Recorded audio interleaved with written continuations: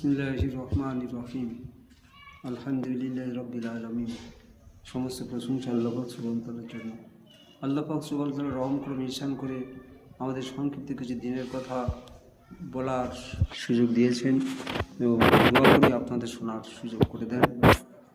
এখন আলোচনার বিষয়বস্তু হলো এটাই যে আমরা তো সবাই ইমানদার, কিন্তু বলছি ইমানের দাবিদার হলে চলবে না, ইমানের তাবেদার হতে হবে। এই কথাটা আমাদের খুব স্মরণ রাখা দরকার।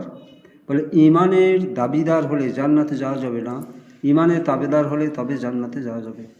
তাবেদার করার অর্থ হলেই আল্লাহর হুকুম নবীর তরিকা মতো চলা। আমি যখন আল্লাহর হুকুম নবীর তরিকা মতো চলবো, তখন আমার বুঝতে হবে আমি ইমানের তাবেদার। দাবিদার আর তাবেদার দুটো আসমান জমিন তফাৎ।